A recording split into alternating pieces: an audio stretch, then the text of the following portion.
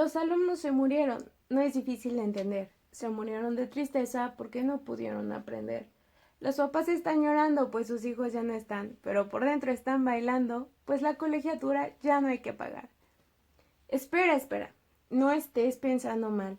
Lo que acabo de recitar no es un deseo como tal, es parte de una calaverita literaria. Es normal escuchar este tipo de expresiones en México, exactamente en una época específica del año, en noviembre. Noviembre es el mes en el que se celebra a los muertos, y no solo se escribe de ella, también se rinde culto y se celebra con una gran fiesta. ¿Te gustaría saber por qué se hace toda una fiesta para celebrar a la muerte en México? ¿Y cuál es el origen de esta tradición? Para eso invitaré a algunos amigos que te lo explicarán, pero eso es más adelante. Mientras, te puedo adelantar que el culto a los muertos no es algo inherente del mexicano. Desde las antiguas civilizaciones se manifestó gran interés a esta etapa final de la vida, como en Egipto, China, Grecia, Roma, solo que la manifestaban de diferente forma. Además, con el paso de los años, se fueron perdiendo y olvidando algunas costumbres y tradiciones. A diferencia de estas civilizaciones, en México, en vez de ser olvidadas, se fueron fortaleciendo y transformando. Esto gracias a la mezcolanza del viejo y del nuevo mundo. Y cuando hablo del choque de este nuevo y viejo mundo, me refiero al momento en el que fuimos conquistados por España, y específicamente al momento llamado sincretismo, que es cuando dos o más tradiciones culturales se mezclan para formar una nueva. El sincretismo entre costumbres españolas e indígenas originó lo que hoy es la fiesta del Día de Muertos, pero la historia y el interés por la muerte viene aún desde muy atrás en el tiempo. ¿Quieres conocer la historia? Pues aquí va, acompáñame. Hola, Miss Brenda me invitó para explicarles el origen del culto a la muerte en México. La verdad es que la muerte para el mexicano es algo serio, aunque parezca lo contrario, ya que muchas veces se puede pensar que el mexicano no sufre ni le teme a la muerte, pero en realidad no es así. Desde los antiguos mexicas se les da un lugar importante en sus ritos y cultos. En el México prehispánico se creía que cuando alguien moría, su espíritu recorría el viaje al Mictlán, de nada más y nada menos que de 4 años. El Mictlán era para ellos la tierra de los muertos y estaba dividido en varios niveles. Según ellos, para poder liberar su alma debían de recorrer cada nivel. En el primero se encontraba un río, el cual se tenía que cruzar con la ayuda de un perrito, el Xoloitzcuintle. Es por eso, porque a los muertos se les enterraba con figuritas de este animalito para que los ayudara a cruzar el río. En el segundo nivel, conocido como las montañas que chocan, se encontraban justamente dos montañas abriéndose y cerrándose todo el tiempo. Entonces, los muertos debían de encontrar el momento adecuado para pasar sin ser aplastados. En el tercer nivel se encontraba un cerro con puntas de obsidianas, el cual se debía escalar y los cuerpos eran rasgados por las puntas, arrancándoles la carne. El cuarto nivel era un lugar de nieve, donde la temperatura era muy baja. En el quinto, era solo un lugar de viento. ¿Crees que eso es muy extremo? Pues espérate, que los siguientes niveles solo se ponían aún más difíciles. El sexto nivel, constantemente llovían flechas que destrozaban el cuerpo de los muertos. En el séptimo, se encontraba lleno de fieras que te perseguían y se comían tu corazón. En el penúltimo nivel tenías que cruzar 9 ríos, que estaban muy, pero muy profundos y hondos. Y por fin, después de toda esa travesía, llegabas al noveno nivel, que era donde te recibía el señor Mictlantecutli, quien se comía tu alma para que así pudieras ser liberado y que por fin pudiera descansar en paz. Es importante mencionar que los aztecas no creían que los muertos regresaban de la muerte. Ya sé, entonces te preguntarás, ¿y entonces por qué les ponían ofrendas? Pues bueno, era una tradición que las familias de los muertos pusieran ofrendas cada 2 meses durante 4 años, pero para ayudarlos a cruzar toda su odisea en el Mictlán. También antes de ser enterrados, se les dotaba de ropa, objetos y utensilios que pudieran utilizar en su viaje por el inframundo. Así que recuerda, Las primeras ofrendas eran para ayudar en la travesía a las almas en el Mictlán. No era porque pensaran que los muertos los visitarían. Esta idea será apropiada en la época colonial, con la llegada de los españoles. Pero eso ya te lo contará alguien que sabe muy bien de esta época.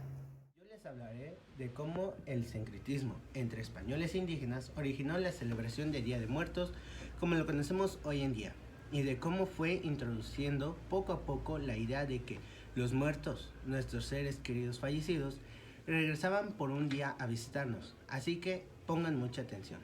En España, el 1 de noviembre se celebra el Día de Todos los Santos y el segundo se celebra el Día de los Fieles Difuntos. En Castilla y Aragón era costumbre bendecir comida y dejar para que la comieran los santos, además de rezar que el alma de los muertos saliera pronto del purgatorio. Los españoles solían poner a sus ofrendas para los santos pan, o más o menos como el pan de muerto que conocemos hoy en día. También creían que las plegarias y rezos que se realizaban ese día permitían a las almas salir pronto del purgatorio para descansar de su castigo. Cuando ocurre la conquista de México y estas dos culturas chocan, se comienza a dar una mezcla de tradiciones y costumbres, dando como resultado el Día de Muertos que conocemos, poniéndole la fecha también de 1 y 2 de noviembre, asignando ese día como el día en que los muertos tienen permitido salir del purgatorio a visitarnos. A pesar de que las religiones cristianas trataron de desarraigar las tradiciones y culturas prehispánicas, lo cierto es que muchos elementos de los antiguos pobladores formaron parte de esta nueva visión y celebración de muertos. Un claro ejemplo es justo el pan de muertos. Como te platiqué, los españoles lo utilizaban para ofrendas a sus santos. Pero cuando se integró a los indígenas, las tradiciones europeas se le agregaron color rojo a este pan, simulando la sangre que se le daba como sacrificio a los dioses. También este ejemplo del copal, que se utilizaba para limpiar al lugar de los malos espíritus y así el alma pudiera entrar a su casa sin ningún peligro, o la flor de cempasúchil, que los mexicanos ocupan para adornar la tumba de sus difuntos y que después se vinculó como la guía de los muertos hacia la ofrenda. Como te darás cuenta, el rito y celebración fue transformándose poco a poco, tomando diferentes elementos de las dos culturas que se unieron, por lo cual la ofrenda se dejaron de poner cada 2 meses, cada 4 años. Se comenzaron a hacer cada año en los días que se celebraba a todos los santos. Con el pasar de los años, las tradiciones han ido cambiando y se han ido agrandando diferentes aspectos de otras culturas, por lo cual la celebración no cuenta con una característica homogénea. Un ejemplo de estos son los días de celebraciones que se han extendido. Por ejemplo, la tradición popular han adaptado y asignado nuevos días a la celebración. El día 1 se dedica a los muertos chiquitos o niños fallecidos. El día 2 a los abuelitos o muertos grandes. Y el 28 de octubre es el día de los matados, o sea, aquellos muertos en accidentes. Como te puedo dar cuenta, el inicio de las ofrendas no se parece en nada a las que conocemos hoy en día, pero eso no le quita la gran riqueza que representa esta celebración en nuestro país, tanto que fue declarada por la UNESCO en el 2008 como Patrimonio Cultural Inmaterial de la Humanidad. Como podemos darnos cuenta, ahora la forma en cómo celebramos a los muertos es muy diferente y el altar que se les pone. Es una representación iconoplástica de la visión que todo un pueblo tiene sobre la muerte. La muerte en México, por lo menos en estas fechas, no es un duelo, es una fiesta porque es cuando recibes por un día a tu pariente, a tu amigo, a tus seres queridos que fallecieron. ¿Por qué los invitas a un día a visitarte? porque celebra su visita a lo grande, con adornos, con comida, con recuerdos y con toda la alegría y colores para que esa estancia sea placentera. Por tal razón que en las ofrendas nunca falta la comida favorita del difunto o el agua, porque es claro que vienen sedientos del viaje. Las velas y las flores de cempasúchil son las que guían su camino y son necesarias para que ellos sepan dónde llegar. También las fotografías a las personas a las que están dedicadas las ofrendas, o si son niños, se les agrega juguetes y objetos con los que puedan jugar. Como te imaginarás, las ofrendas de hoy en día son completamente diferentes a las que hablamos en un principio. Las ofrendas de hoy en día cuentan con un sinfín de simbolismos que representan una parte especial de nuestra cultura y de nuestras raíces.